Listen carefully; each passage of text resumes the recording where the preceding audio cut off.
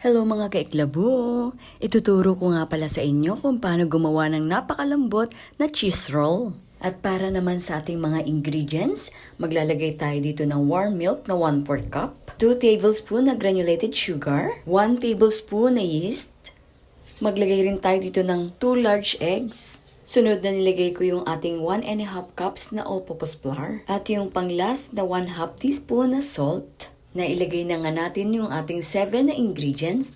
Dito nga sa ating stand mixer, hahayaan lang natin na may smooth at elastic yung ating dough.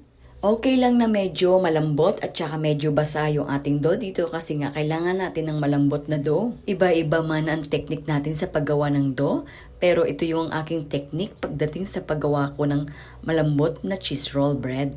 Kapag nga ganito na yung ating dough, i-transfer lang natin to sa ating mixing bowl. Pagka-transfer nyo sa mixing bowl, maglagay lang kayo ng konting oil. Make sure na i-form nyo muna siya na parang ball para naman maganda yung pagkatubo ng ating dough. I-rest natin to ng 1 hour hanggang sa mag-double size yung ating dough. After 1 hour, kinuha ko na nga yung ating dough. Tapos minasa-masa ko muna to ng sandali. Talaga naman super lambot ng dough na to. Tapos dinivide ko lang siya sa 4. At kapag medyo sticky yung ating dough, maglagay lang kayo ng kahit konting all-purpose flour. Dapat talaga 6 to pero ginawa ko lang siyang 4. At dahil nga cheese roll to, maglalagay tayo dito ng filling, katulad ng cheddar cheese. Dito nga sa paglagay natin ng cheese, isasarado lang natin yan. Huwag kayong mag-alala, super lambot na itong dough na to kaya mabilis siya magsara at hindi kayo mahihirapan.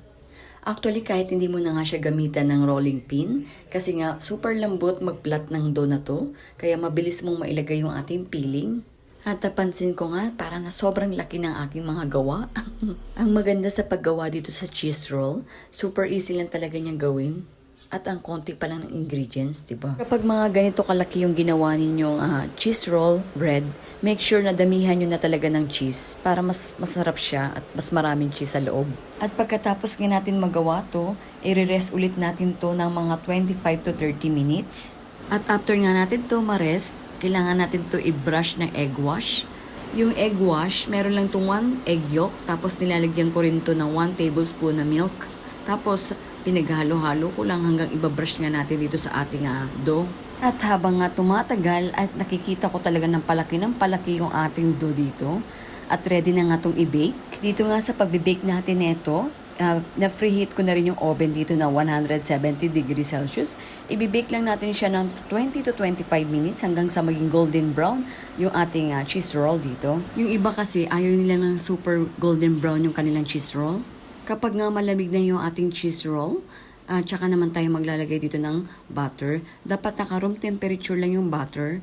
Tapos ibabrush natin dito sa ating cheese roll yung ating butter. Dapat nga after ng butter, maglalagay sana ako dito ng grated na parmesan cheese. Kaso nakalimutan ko na ilagay ko kaagad yung ating granulated sugar instead yung cheese muna sana.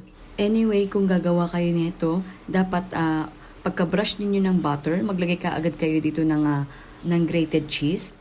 Or kaya, pwede rin yung grated cheese, pagsamahin nyo na yung sugar, tapos tsaka nyo ilagay dito sa ating cheese roll. At napapansin ko, medyo naparami yata ang lagay ko ng granulated sugar.